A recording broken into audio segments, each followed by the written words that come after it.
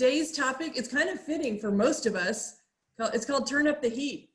Maybe not so much in Montana, but I know around here and hear from Todd that it's pretty hot in New Mexico. So this topic is all about artwork that requires not only the vision and the talent of the artist, but also the need to combine that with heat, fire and heat to get the end result. So we've assembled some of our favorites. We were going to also have Caleb Siegler talking about glass. He's a new daddy and had a last minute opportunity. So everything's great, but opportunity to have some family members see the baby for the first time. So we'll catch Caleb on another call, but today we have, I will start with Michael Jones. Give us a wave, Michael, joining us from his beautiful, beautiful property, which I like to call a little slice of heaven on earth up in Big Fork, Montana. Just makes my heart swell with joy when I think about this beautiful place that Karen and Michael live on up in Montana. And then we have Todd Paxton. Give us a little wave, Todd. I'm going to unmute you too, because our panel, we probably want to keep you unmuted so that you can be ready to talk whenever. And then, hey, I got a FedEx. Then we have, joining us from beautiful North Carolina, where it's green and lots of rain happening these days, is Myron Whitaker. Yay! So we're going to have a great discussion today with these guys. I promise you that. So I'm trying to unmute you, Michael Jones.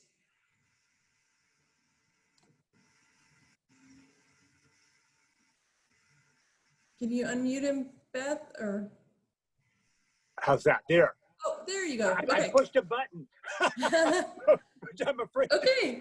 Yeah, just, you can leave it on now. So we've got you, we've got the panel, and we're ready to go. So since we're on you, Michael, why don't you go ahead and tell the listeners today a little bit about you, how long you've been doing what you're doing, and why you love your art material. Oh, thank you, Susan. Thanks for this. This is what a great opportunity for all this. And hello to all friends. I see great friends, and thank you. Well, you know, to become an artist, I think it just takes passion, it takes vision, and you just, sometimes you just go for it, hands down. And I've always been a metal guy.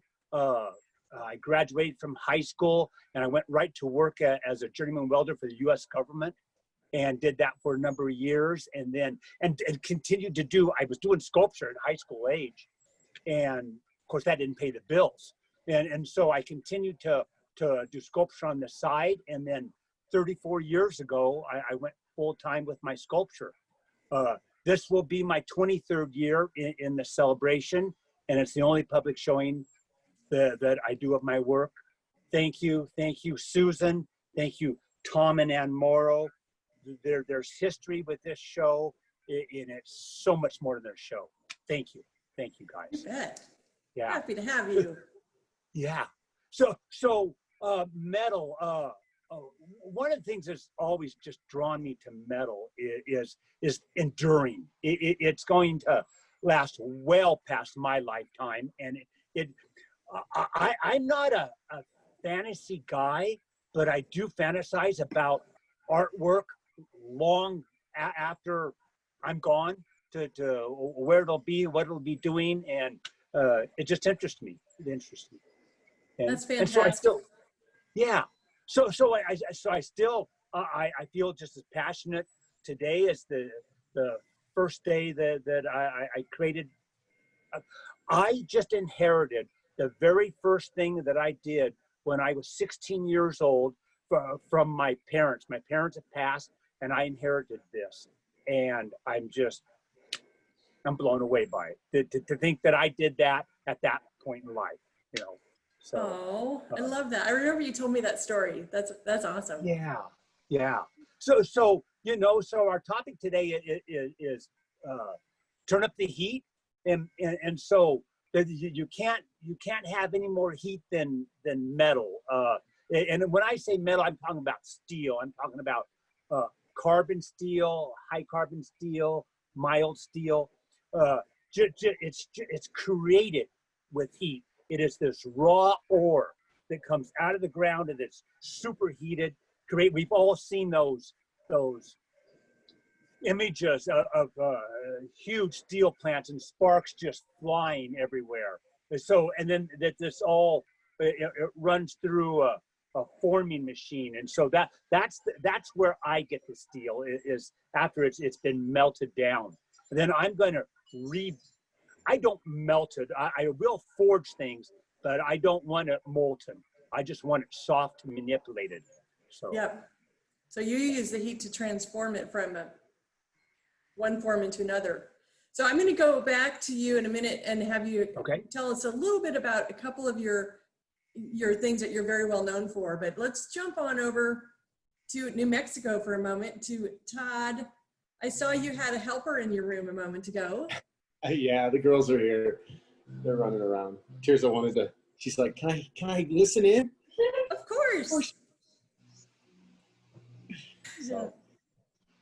So you are our bronze medal guy, which we will talk maybe a little bit more specifically about that process from clay all the way to bronze. But you create the work of art, and then to make it sustainable forever and ever, you get this molten bronze that pours in and comes out as a solid piece. So just tell us what attracted you to your journey of an artist, and we'll get more into the nitty gritty of making a bronze in a little bit. As far as bronze goes, I had no idea. I didn't, I've always loved art and done art, but metal and bronze, I had thought about doing kind of like what Michael does with steel, like years and years before. But then I had a friend, good friend, that worked in the foundry for Ken Payne, who is a bronze sculptor that has passed. But he was living in Arizona, and he was working in his studio, in his foundry, but then they had moved to Ruidoso away from Arizona, and he was going to just shut it down. And I thought, well, this would be my opportunity to do art. And if you know anything about making art, it's not easy to sell it and to make a living at it. And to do that, and it was almost ready-made. I could step into it, we could do his work, and then I'd be able to work on my own. And the first time I put my hands to clay, I got the bug. It was so fun and just expressive immediately that I had to do it. And somehow I convinced my wife to leave our comfortable home that I had built in northeastern Washington, up in the mountains. It was a beautiful valley. And we moved to the reservation, to Chinle, Arizona. And she somehow survived all that. We got to where we were kind of stuck there, and we kind of had to keep going at it. And that was 07. We moved, or I bought the foundry, and then 08 we moved. And then everything dropped out from underneath us, and we lived on very, very little, and scrounged and kept going. And you know what? One thing that when you heat metal is all the impurities, they rise to the surface, and then you can scoop them off. They call it dross, and you can put flux in the metal to help get that stuff to rise to the top, and you can scoop it off so your metal's more pure. Well, our life went into the crucible. And yeah, we had a lot of tough times, and a lot of the not so great stuff came to the surface. But then over that time, we were able to scrape that off and purify how we lived, and were able to continue to do more art. And metal that has been purified is stronger. And I feel like going through that crucible, we are stronger for going through that trial now. Wow, what a marvelous analogy. I love that, and so true. So true. And we'll talk about the step-by-step process later on, but how many times have people come up into your studio and thought that the bronze like that you actually carved the bronze versus it was cast. Yeah, there's a lot of misunderstanding about how metal is cast. I get a lot of, when I have the clay and I'm showing the clay, this is part of the step, I'm sculpting on it there, and then they come up and they say, so what do you do next? You pour the metal over the top of this? Yep. Not realizing that metal, to make metal molten so you can pour it, bronze is around 1800 degrees, it starts to melt, and you pour typically around 2000 to 2100 degrees. Steel, even hotter. Even like an aluminum melts at like 800 degrees, which is more than your oven in your house will go to. Yeah. Whew. Turn Up the Heat was definitely the right title then. And by the way, the imagery that we used for the social media and everything is actually from your foundry. Oh, is it Bear Bronze? It's Bear Bronze Yeah, I use them Foundry up there in action. So we got to give a shout out to Bear Bronze. They're awesome. All right, so we're going to come back and dig deeper into how we go from clay to bronze. But let's jump over to North Carolina and hear a little bit from my friend Myron about what got you into the art world. And you know, your part, like Todd's, the fire comes later. Yeah. In the process. Hello. Yeah, I was always a fan of ceramics all the way into high school. Then I lost touch with it. I went many years, around 20 years, without touching any artwork. And one day I run into my old high school teacher, and she got me into an adult ceramic class, and it started. And I ended up going back and getting a degree in ceramics and fell in love with it. So, wow. Let's hear it for teachers. Raku's my favorite. Yeah. I like fire. So it's been fun to go through that process.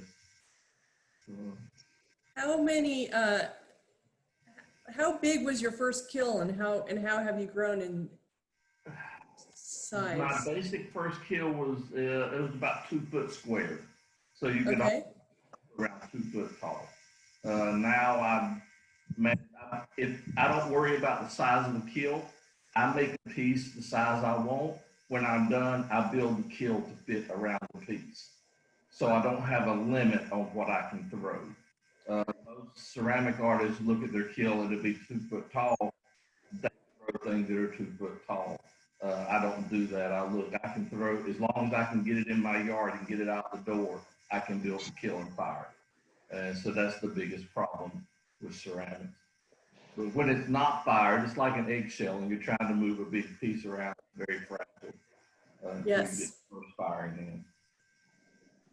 So, and again, like Todd, yours begins as just raw, soft clay, very manipulable, and through the process, the ending piece is where you fire it in the kiln, and that's what makes it the ceramic solid. Yeah, we call it Still a little fragile, but not. Yeah, we call it vitrified. Once your clay body is fired to the proper temperature, impurities are all burned out, and it's the strongest the clay will be, so it's vitrified. So that's just the process of it. That's nice. And you have a piece or two behind you. Yep. That we love. And I got to say too, not only do I like these people, we also collect them. We have work from each one of them. So it's a joy for me to, be able to bring you guys to the people watching today to learn a little bit more about you. Will you, Myron, while we're still in North Carolina with you, would you talk a little bit about the different types of ceramic? What you do is raku, but can you explain what that is and maybe help people understand? Yeah, raku is a broad term. It's anything alternative fired. It's a very fast process. Most ceramics take around 36 hours to fire. Raku can do it in about 30 minutes. So it's a very fast process. It causes effects in the glaze that you can't get in any other firing process. But on the downside, a raku piece is much less durable. It's not as strong, it's not as hard because it did not fire as long. So it's a softer form. So then the higher fire, I do two different, I do a high fired ceramic and just raccoon form. So it's the different approaches. The fun part for me is I do all my own glaze formulation. So formulating glazes and making them work.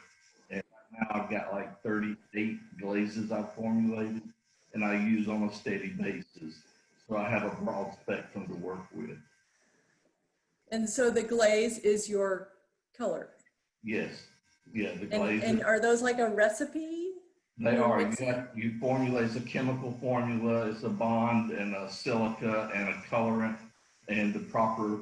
In the raccoon, I formulate my glaze to shrink just a little more than the clay shrinks when it's fired, so it cracks. It gives a crackle pattern.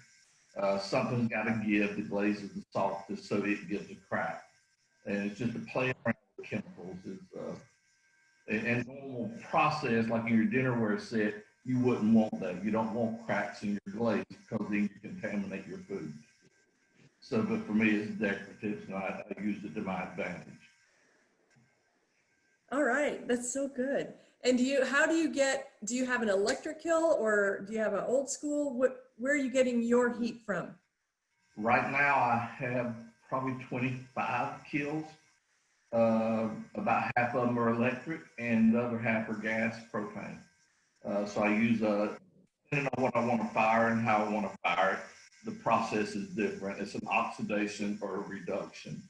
So knowing which process you want to use it in.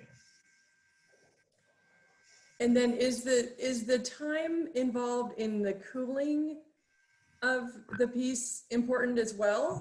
Yes, it affects the glaze and colors and how they go up and the temp goes down. You want to balance it out. You want to do 200 degrees an hour is the fastest you want it to go. Because anything under or over that causes problems in the clay. We get what we call denting. If you do it too fast and it cools too fast, it can be on your shelf 6 months later and you'll hear a crack and the piece falls apart. Oh It dear. wasn't fired properly. So it's not a thing you want to hear. Oh no. So how do you control that 200 degrees an hour? With the heat itself, I can use the burners up and down. Okay. So control it either way you want it to go. Fascinating. Standard temperature day, it will cool on its own at the right pace. But if it's really hot or really cold, you have to adjust for it. Right. So just knowing the weather.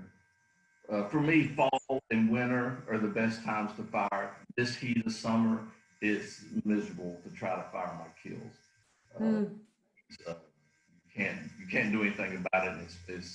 I don't like to fire this time of year. Interesting. Well, yeah, it won't cool down enough probably. It takes it too long to cool. It's very and there's the issue there's some things that you watch like the weather. Big storms coming in makes the barometric pressure drop. And when the barometric pressure drops is the best time for me to fire ceramics. My glazes are better functioning in that pressure drop. So when I feel a big storm coming in, I want to go fire my kills. Because it makes my glazes work better.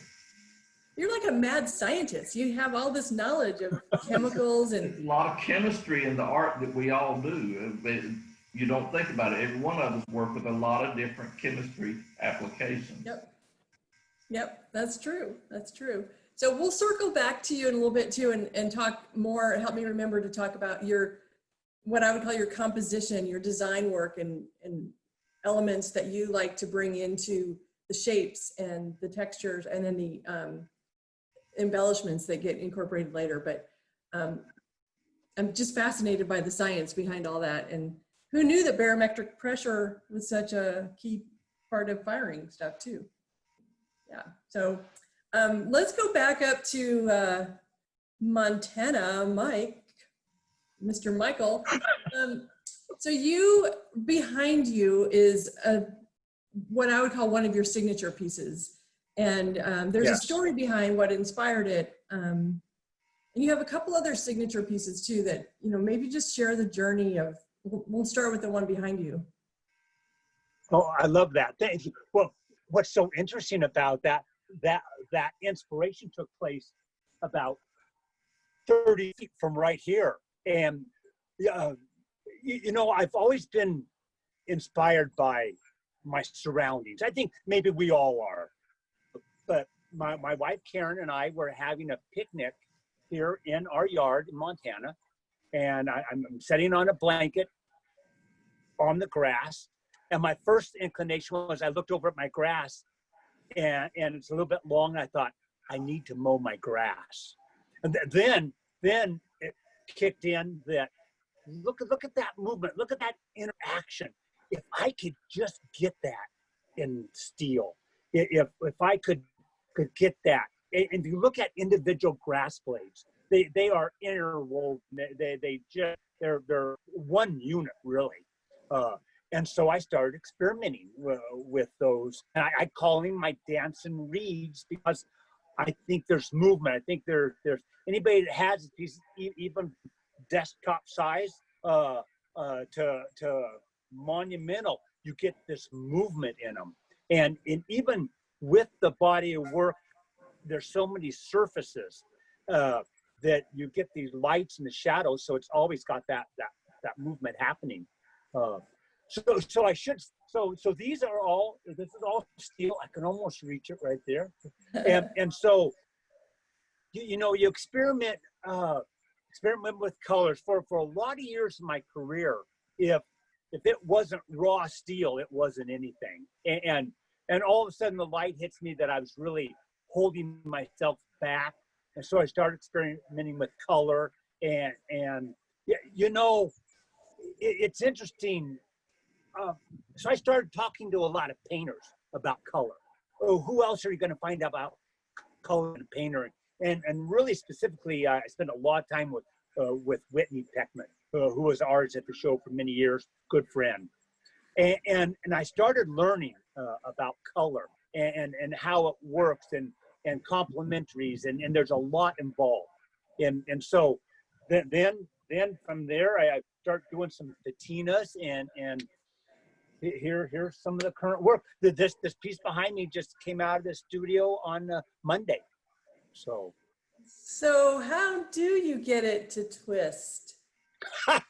funny that you should ask. Yeah. So this is another one of the heating elements. The first thing that I do is I form the ends of this. You can see the kind of tapered and ends is I will actually take metal away from that. So I will move that and then polish that up. And then on this piece right here, it's a 6 foot tall piece. These are 2-inch reeds. And so I have an oven, not too dissimilar from like a kiln. But however, you don't get that amount of heat in there. So it is fire brick and that. I weld a handle on each reed. I actually weld a 4-foot pipe handle. They go into that oven. I can't get them red hot. I really don't want them red hot because that's taking a little bit farther than I want to. You'll get crimps in it instead of flowing movement in there. And so I want that flow. And so as that comes out, it goes into a clamp on my table, and my apprentice and I, who is my nephew, we start twisting on that. And you do really good. I love that Myron was talking about the cooling down process, because it's an interesting situation with steel the same way. This has a mind of its own, and we're just here to hold on for the ride. So as you're twisting this, you think you got this, you got a good revolution on it, and you're doing good, and all of a sudden it kind of pulls you in, and when it does that, it's hitting that cooling temperature, because you're changing the molecules of the steel. You are hardening, is that the word? This steel. And so as you do that, all of a sudden you hit that point and it throws you back, because you have created a spring. You have created spring steel. So it's always exciting. You got to stay on your toes. literally. Oh yeah. So, Oh yeah. but I love, Myron speaking about the cooling of the clay and the glaze. That I want, lots of times people see blacksmith cool pieces, quench it. And I do not quench anything because that will make it hard. It will make it brittle. So you got to let it cool naturally. I just do an atmospheric cooling. So just natural elements.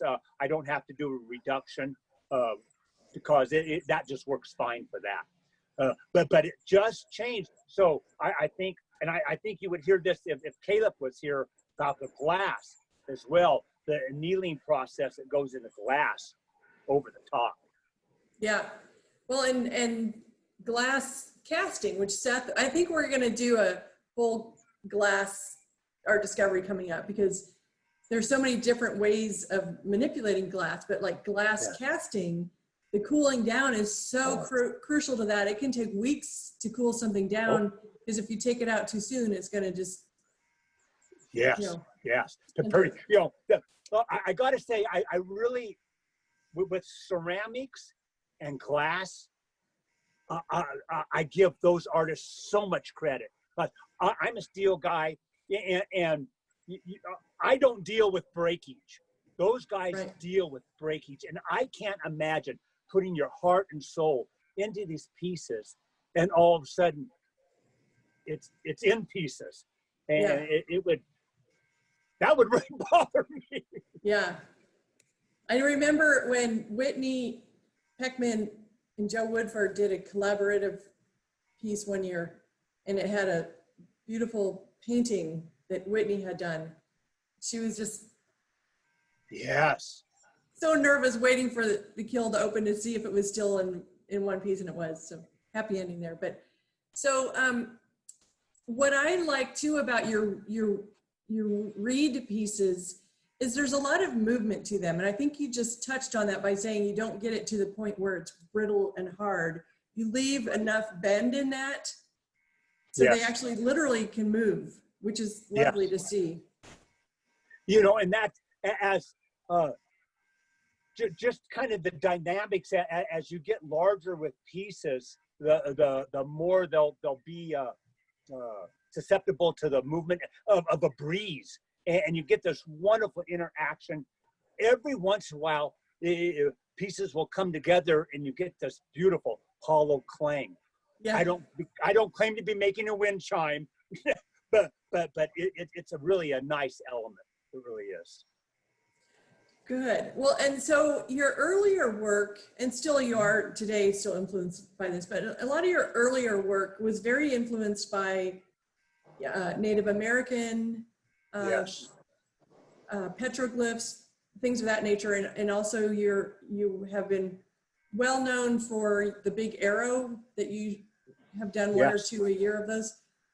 I might get up and grab a book. We have a lovely collector. So many of our collectors, we just adore them and have the joy of building friendships with people over the years. And one of these friends of ours has a beautiful garden in Oakdale, California, terraced garden area filled with sculpture, and she put together a beautiful book that she sent to me, and I know you got a copy. I'm assuming all the artists whom she collected. I did.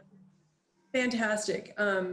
So all of you, each one of the artists here on this call are in magnificent collections and extensive collections and collectors across the country. So it's always exciting for you guys, I know, when you see your work where it lives, but I'm sort of babbling on. But I was going to say, talk a little bit about your, you do the custom gates and you do these other things where you have the petroglyphs that there's symbolism in a lot of these pieces.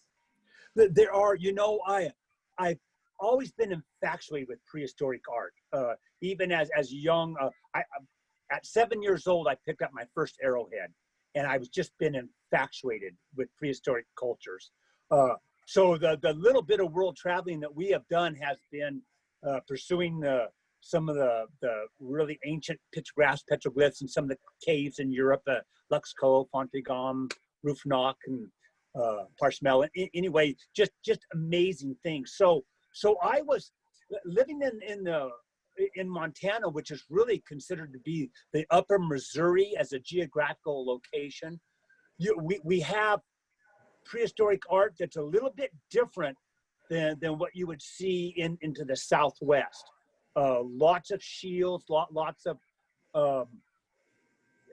well, you can find pedestrian culture prior to the introduction of the horse onto the plains. So I've just been infatuated with that. So shields are one of the things that I've done a number of shields in my career and just love them because I just think they were the whole essence to plains cultures. A warrior would go out and high secluded place and he'd fast for 3 days, 3 nights. And within this 3-foot circle, and he prayed and he danced and he cried for a vision. What came to him was interpreted and recorded on his shield, and that is the man that he became because of that medicine, if you will, that he acquired at a vision quest. And they truly believe, and so did their enemies. So it was a big deal. So I was just always infatuated with that. And still am, actually. So. Well, and your arrow pieces are sort of a big signature piece for you. They are. Interesting how something like that comes about. You know, I don't think you plan a signature piece. I think that you just follow your heart and it just happens. My arrow, which I call the great arrow, is 19 feet. And you know, you'll see there are arrow sculptures around, but most of the time it's just a shaft going into the ground. So I have hammered and forged this entire point. There's nothing subtle or incognito about it. It's a serious piece of art, and I am very proud of it. And still to this day, it is my signature piece. Yes, and that involved cutting into the steel and also welding. Is that the right word to say, welding pieces together? Yes, you know, yeah, that's right, Susan. So it's really what I would call it is it's a combination of actual blacksmith, forging, and fabrication. It really is a combination of those elements. So the whole point, yeah, I'm sorry I don't have a photo here close. The point is about 2 feet. I think that's about right. 2 feet tall, and it's been red hot numerous times and hammered out. And it's because you can't get it all. You cannot physically do it all at one setting. I have 2 hammers going, and I don't have a trip hammer. This is all by hand. And so when you get to see this piece, every mark on there is a different hammer blow, and I'll change hammers just for different textures. Yeah, it's fascinating. Well, we'll make sure that next time at the show, people make sure they see that if you have one in 2021. I hope so. Darn right. Yeah. Okay, so I want to go back over to Todd Paxton. And would you, Todd, be able to share a little bit of that journey from a lump of clay to the end result of a beautiful art bronze? Sure. It usually, develops for me in different ways on different sculptures. Sometimes it's an idea. Sometimes it's I have a vision of the piece, and I kind of story develops from that vision of what I see. No matter how it starts out, the sculpting of it is typically I use plastiline clay. You could use regular terracotta type clay too, but plastiline is a little bit less time sensitive and moisture sensitive, so it's a little bit more forgiving for long periods. But as you make an armature to hold it, and you work out your composition and your design, and you put your sculpture together, that can take a while, and you want it to take a while, because if you don't live with it long enough, I have cast pieces before they should have been cast. And now it's in bronze. And Michael talked about this earlier. Once that metal's there, it's there, and you're going to have it for a long time. So I like to keep things in clay for at least 6 months, or sometimes they go pretty quick if it's something that I really working on really hard. But once the clay is all done, that's when the real hard work starts. It's a lot of work to sculpt, but that's a little bit more of the artistic part of it. That's the expressing and the pushing and the pulling of that creative process. But the casting process it's just a lot of work. Yeah. Even starting out with how you, the first step is to make a mold. And just to make a mold, you have to chop the piece to pieces so that the mold will be able to release off of the piece. You can make molds out of different materials. I use a silicone rubber as the mold. It captures all the detail, and it can even capture all the way to your thumbprint, which my thumbs are a little dirty right now. So don't use my sculpture for murder, because my thumbprints are all over them. But that mold captures all of that detail. The plaster around that holds the shape just right. But then once you have the mold, it's like, let's see, do I have a mold that I can grab? I don't have a mold that I can grab really easily. But it's basically a negative of that first sculpture that you made. And then it goes through the lost wax process. So you have to have a wax to lose the wax. So the first thing you do is you pour wax into that mold. You pour it in, and you slosh it around, you pour it out, and it leaves a film of wet wax. You let it cool, and you do it again. You let it cool, and you do it again. You let it cool, and you do it again. It's a long process just to pour the wax. But you're looking for an 1/8 inch thick wax all through it, because when you pour the metal, you want it to be a very uniform thickness, because metal, when it cools, thicker spots will retain heat and thinner spots will cool faster. And so you'll get, they call it heat shrink. Basically, you're tearing the metal when you've got a hot spot in the middle and cool spots on the sides, and the metal shrinks and starts pulling towards those as it cools. So you want your wax nice and uniform so it cools all at the same temperature. Once you have your wax, you pull it out of the mold, and it looks just like the original clay, except for it's hollow. And that hollow basically is so that you don't have a 1,000,000-pound bronze, and it's for that cooling. If it were all just solid, and you had, like, say, a bust of a person, and it was just solid bronze, not only would it weigh like probably, I'm going to say 1,000 to 1,500 pounds just in a bust amount of metal, but then it would cool all wrong, and it would shrink and do really weird things as it tried to get back to its normal state of solid. So most bronzes are hollow, but a nice uniform. It's interesting that you can get that uniformity as you're pouring and sloshing that wax around. It's challenging. That's an art form. Because, you know, if, say, like, you have a space in your wax, it's not just a dish. It's got texture and bumps and everything else in it. And if there's a little recess that goes down in there and you slosh wax and it fills that recess, now you've got a thick spot next to a thin spot. So you really have to try and figure out how you're going to slosh it. Sometimes you brush in the wax beforehand so that you can get high spots that the wax will get hot and run off too quickly. And so, yeah, there's a lot of technique to every process of the bronze pouring. Yeah, so clay, mold, wax, next step. Next step is to gate, which is basically making a plumbing system in wax around your piece. So you have your wax that looks just like your original, and now you have to get a cup on it because you're going to turn it upside down and you need to pour the metal in to a place. So you have a cup, the piece sitting on it, and then from that, tubes that go up and around to the piece to allow the bronze, when turn it upside down and the bronze flows in. It flows into every place, every little nook and cranny on that piece. And then the air can push out to the top. It's like the plumbing system on your house does the same thing. It allows air to flow as the bad stuff goes down.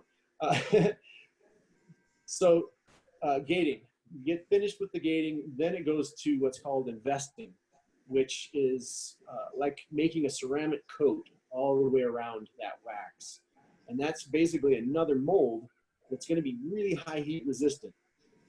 And you do that by a big vat of this slurry. It's silica based and it's got a binding agent. You dip it in there, it's like pancake batter. And it's dripping off of the piece. And as it's dripping, you put sand on it. You basically throw sand at it.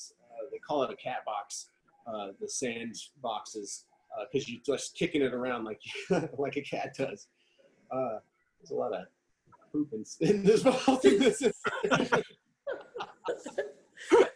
Well, you know, Yeah. it's part of life. So sand on top of it builds body. And you start with a very fine sand so the detail can stay there. Then that dries. And then you dip it again. Then that dries and you dip it again. And that dries and you dip it again. You do about 8 to 10 dips. And it takes about a week because it's got to dry thoroughly between each. Once that's all dried, it's making a layer about an 1/8 inch thick inside and out of that wax. Then you cook it in a kiln. And about 1800 degrees, 1800 degrees, that kiln will cause that investment to become like a high heat resistant ceramic. And this is where you lose the wax. That's the wax melts because its melting point is like less than 200 degrees. It's like, So that's the lost wax so technique. the wax dumps out. Now you've got a void though, where you can pour the bronze into. And so then that's when you heat your bronze up in a furnace to about 2000 degrees. You heat that invested shell back up to about 15 to 1800 degrees. And then you take the shell out with the cup facing up. You pull the crucible out of the furnace that has your molten metal in it. And you grab it with a pour shank and you pour that metal in. You just dump it in. Sometimes slower, sometimes faster, sometimes hotter, sometimes not as hot, depending on what it is you're pouring. If you're doing very, very fine detail, you want your metal really hot so it flows into those fine little places.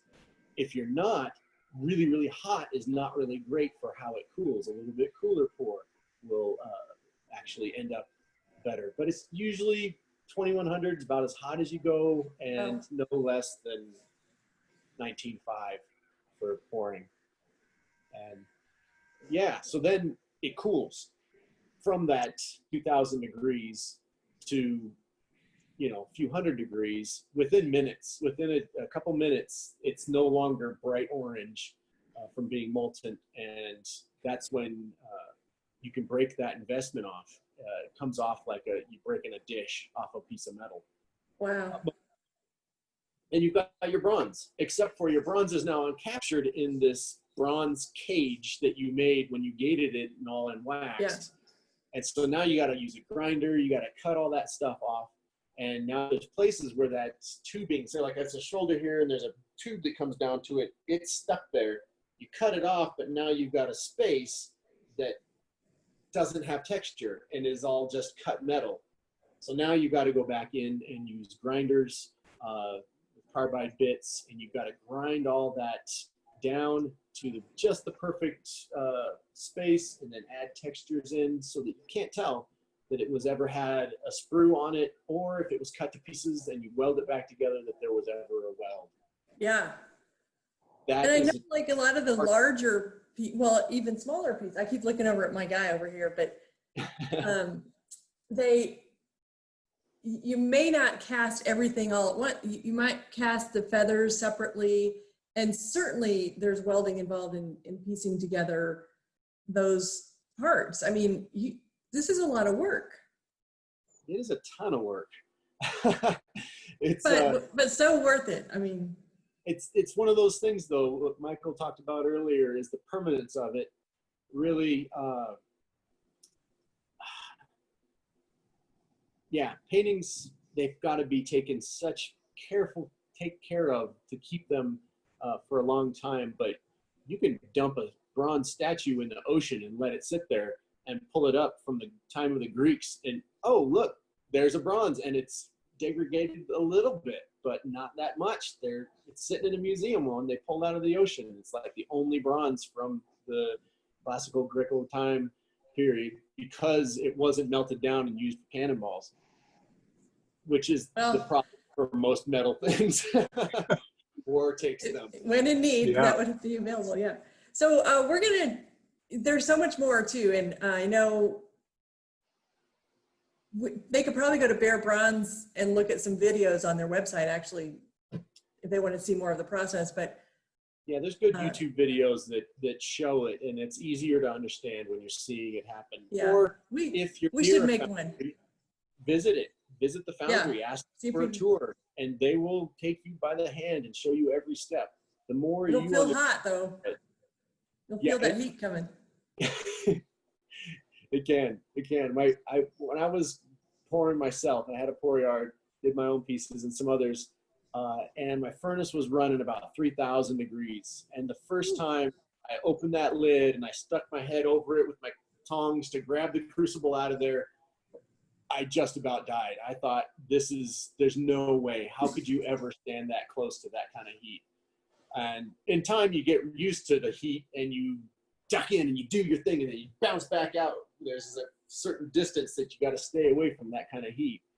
Yeah. But I don't miss pouring.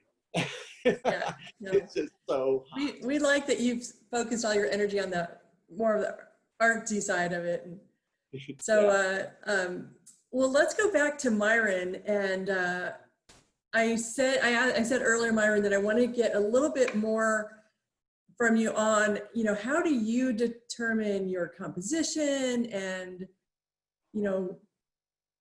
what all goes into your creative process before it goes into the kiln for firing? For me, because I have to know what the piece is going to be in the end to know what I'm going to do when I start. I sit down and make a piece randomly. I know the shape, the form, the textures, the colors for the end result. If I don't have those available at the end. Once they're fired, I can't get texture on them. So I have to plan ahead. Most of my work, I love nature. I love being in the woods. I love to hike and camp. My work has a very organic shape and form. One of my instructors, he said, do what is a part of you. He said, you go to the woods, take a book with you, sketch everything you see. I sketch the shape of leaves, the curve of tree branches, natural forms that we can't imagine, but it's very easy to find. And so my pieces have very nice soft arches on them, very round, voluptuous forms, and the textures are very organic. My color palettes are all bold, jewel tone colors. I've used very little pastels. I like really rich color. Yes. Makes a very different look in my work. I'm in a big pottery area. North Carolina is huge for potters. There's one village, there's 150 potters in one village, one town. It's very large areas of potters here. Oh. For me, most potters will have maybe 4 or 5 glazes. That's about normal. I like a lot of colors, so I keep formulating new palettes and new glazes. Like I say, I'm right about 38 different glazes. That's a lot to be using on a steady basis. So it's a lot of different to keep up with.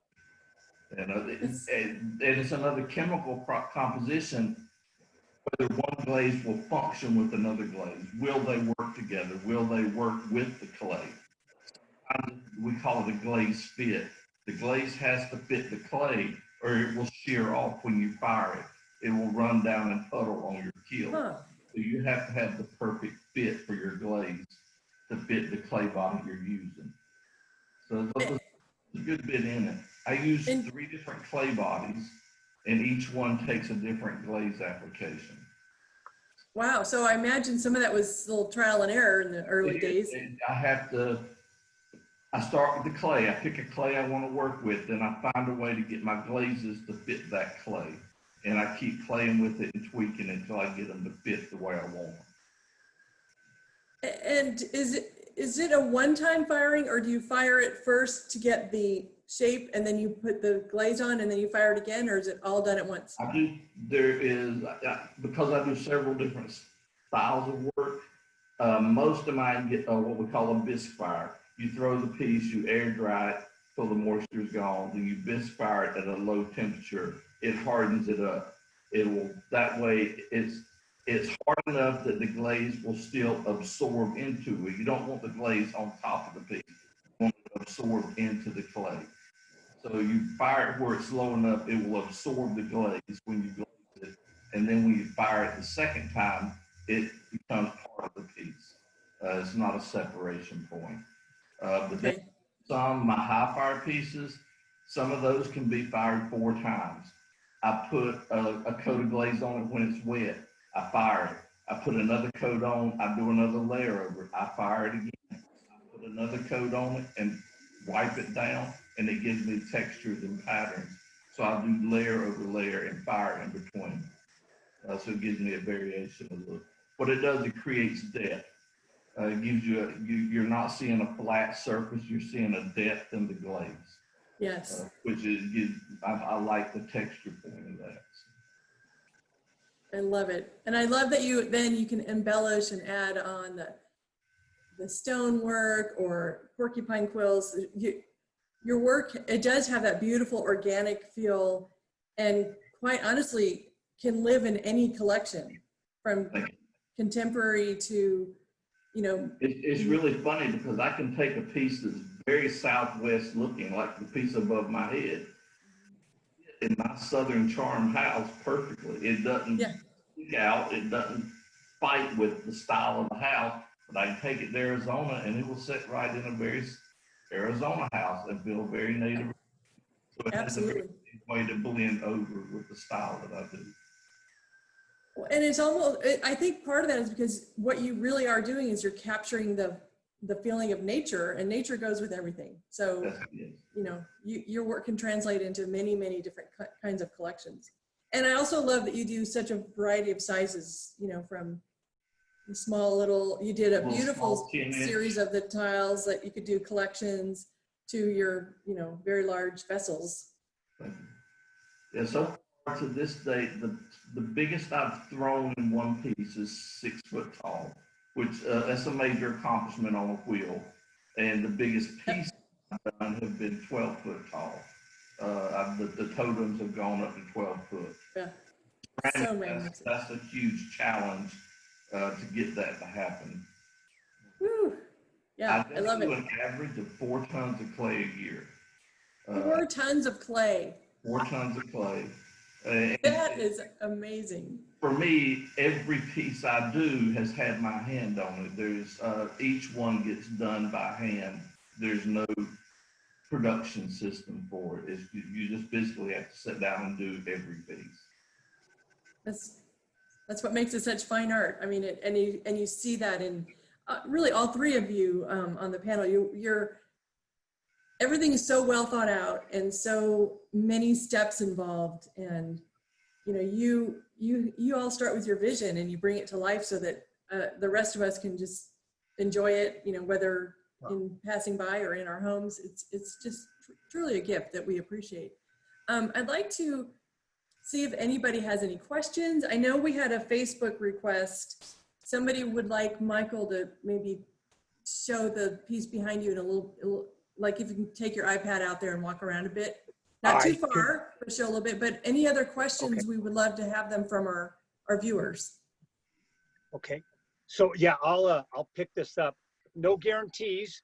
So this is the background. I actually have this on a cart, a 4-wheel cart that I'm gonna try to do this. That I brought over from the studio. I don't know can you see that? I'm right here, kind of tight. I do have another piece right here that I have. I don't believe I've ever even showed my hands, and I decided to bring some Aw. hands out. Look, that's a family hands. I just added some to that. So yeah, this piece. Let me. And I love this color tone too, the copper. Yeah. So you know, patinas. You know, that's one thing that has not got mentioned yet. Is Todd doing his own patinas? Amazing. Most bronze sculptors do not do that. Todd Paxton does, and it's amazing. It's great work. So another bronze sculptor at one time just razzed me for a long time about doing patinas, because you can do patinas on steel, and of course that's another step and more heat that you get involved in. And so I did not do that for a long time, and now I have, and this is the accomplishment. I seen Glenn and Kathy there, and they have a small version of this. So does that help? Is that getting across what might want to see? Yeah, I think Mimi Miller was the one that was asking that, and she says, "Oh my goodness, wow!" So I think you've satisfied her, and, and plus I got to see a little bit more of your property. Yeah. And now we have a question from Janice for Myron. Janice Rashapo would like to know, Myron, do you have a favorite color? That's a tough one. That is. I would say it's my red. I love red glaze. And if you were in my room now, every piece of artwork I have in this room has red in it. So I'm drawn to the bright red intensity of it. Yeah, I see a little Jenny Foster behind you and a little Diane Barbie, I think, up there. Yeah. There is, and it's every cushion in my chair has red. I have Michael McKee. I have a basket mail made for me, and they all put their colors in red, gold, and blue because that's what I tend to like. The whole room is done that way. All right, so we know red is a good color for Myron. I like red too. My favorite color is blue though. Any other questions? Okay, hi, Michael, it's Michelle Black, who grew up on your farm before you were there. Oh, Yes. I wanted to know, how many pieces do you average in a season? So with like an annual. For how many me? pieces? Yeah. Oh boy. It will vary, but I think that probably 40, 45 pieces a season is probably realistic. Maybe 48 on a really good year, possibly. Seems like a lot to me. I don't. And I know that each one of you also does commission work. So if somebody has a custom piece they want, we can arrange that for them. That's where things have evolved for me. Is I love doing commissions. There's a lot of artists that don't really favor that. What I love is the design challenge of that. I've evolved where folks will have me come out and see a space, and I'm going to design a piece that's going to, first of all, reflect their interest. Then it's going to reflect a geographical location and an architectural style of the home. So you get to go from maybe something very traditional to something very contemporary. And you know, when we say contemporary, I love it. You know, somebody says they're contemporary, and there's so many. You know, it can be whimsical, it can be minimalist, it can be industrial. So you're always getting to design with those different elements in mind. It's what I love about being an artist. Yeah. Well, it's creativity. I mean, you're making the world a more beautiful place. I have another question for Todd, and then one for everybody. From Thomas on Facebook. Todd, do you do the patina on all of your work, all your pieces, even your monuments? Yes.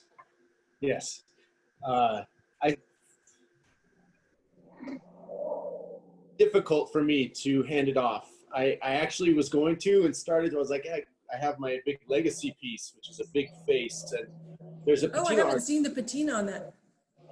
Yeah, it was Have I at the show. Oh, I did. Okay. Yeah.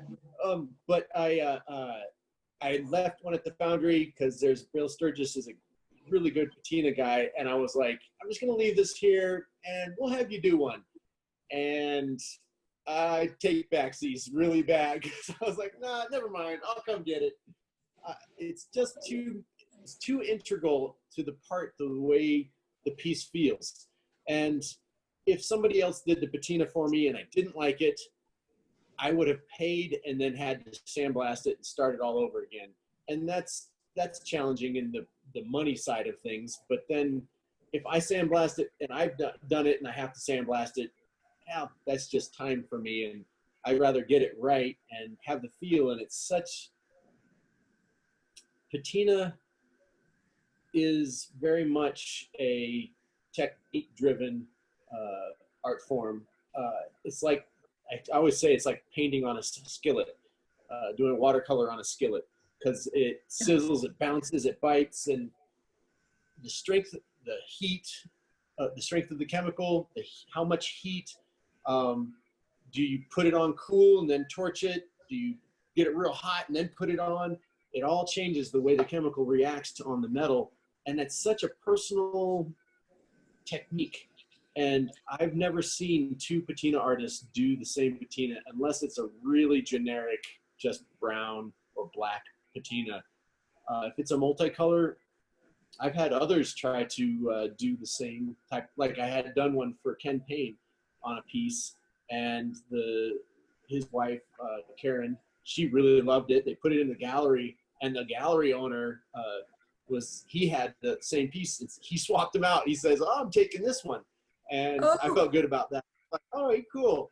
And then so they had me keep doing that patina, and I did until I didn't work for them anymore. And they had somebody else do it, and I saw it in the gallery, and it was a completely different piece. He, for note, did the same things that I did on the piece, but it did not look like my patina at all. And it's simply because it's such a technique-driven thing. You just, it's like, yeah. I don't think it's, you could, and you also do the same. Patina, you're doing paintings now on flat steel made out of patina that are spectacular. Nice little painting behind you, by the way. Who's ever that is. Ah, nice. Sherry. So another question for all of you, is a really good one, is how long, with all of the inventory that you create and bring to the celebration of fine art, how long does it take you to load, and how big are your loads that you're bringing here? I'm trying to find a picture of driving behind Todd with 2 Crow Warriors on his truck. But you want to answer that, Todd? Like, how long does it take you to get a couple of? It's at least 2-3 trips to get down from New Mexico to Arizona. Usually, if I have the Crow Warrior on, I make a specific trip with him and anything that's really big on a trailer, and then I have a cargo trailer, and it's jam-packed full, and yeah, lots of bronzes all stacked on top of each other with blankets, and try not to let them rub so that the patina gets messed up. But it's moving bronzes is challenging. It's not it's not like you just put a bunch of light painting into, you know, and roll down. It's Yeah. Yeah, none of you guys need a gym. You all get it out from your. Yeah. Hey, Myron, how about you? I think you come the farthest. I'm a good little ride. It takes me 3 days just to drive to Scottsdale. And you're totally packed. Every time. And I sort of cheat the system. I have a storage unit there, and I keep work in the unit, and I load it 2 or 3 times a year. If I'm doing a show in the area, I come by and drop everything out of my vehicle in the storage unit, come back home empty, and reload again. Because I like a lot of inventory. Yeah, we like that. And larger ones, but I need a lot of my pieces with me. And do you have to, obviously you have to label every single box. And I'm horrible at it. You take pictures of the work before you put it in there? And No, put it... those are not my strong points of being really good on inventory and keeping things up. I open boxes over and over and say, what's in this one? No, that don't go to this one. I should be a little more organized, but I'm not. But normally I drive a big 12-foot box truck, so a really big vehicle. And I can tell you almost everything that's in it. I got a good memory for what I have inventory-wise in my truck. But Well, that's good. normally it takes me 3 trips with my truck loaded and then unloading into the unit to have enough to do celebration. I do Hidden in the Hills in November. So everything I take for that is the beginning for celebration. It's my start. Cool. Here's Todd driving down the street with 2 crow Love wires on the way to Big Cedar Lodge. And the Looks storm like- was coming in. Pretty- Yeah. And Michael, I know you make a couple of trips down every year too, don't you? I do 4 truck and trailer loads from Montana for the celebration. But, you know, I put everything into this basket. It's the only public showing that I do. So the celebration is so much more than an art show. It really is a family. And there's friends and it's community and it's an amazing event, and I'm very honored to be part of it. And so it's worth it. All I'm doing is, as I'm driving down the road, I'm thinking, all right, we get to see everybody. It's Yeah. a great time. It is. We love it. We are so blessed and so grateful to everyone. And you're all road warriors. So here's another one of, I'm terrible at this, but getting ready to unload the Love guys. it. There's cranes Those are involved in a great. lot of this stuff. But wow, we've gone over our time, but we're just so grateful. And if there's any other questions, I think MJ just typed in, oh, she says, I love this series. I learn something every time. Yep. Yay, MJ, thank you. We're going to keep doing this next month in August. I think it's going to be August 28th, and we're going to have portrait artists, or figurative, excuse me, go figure. It's going to be some of our artists who do figurative work, which I could have had Todd on that again with sculpture, but it's actually painters, and it's all women. And we've got another one coming up, will be on jewelry. So we're gonna keep discovering art together with all of you until we can do it live in person, and we'll continue it in the virtual manner as well once we're up and running again. But it's been a delight to have all of you here today. And I want to thank each of our panel members, Michael Jones from Big Fork, Montana, Todd Paxton from just outside Santa Fe, New Mexico, and Myron Whitaker from the beautiful green state of North Carolina.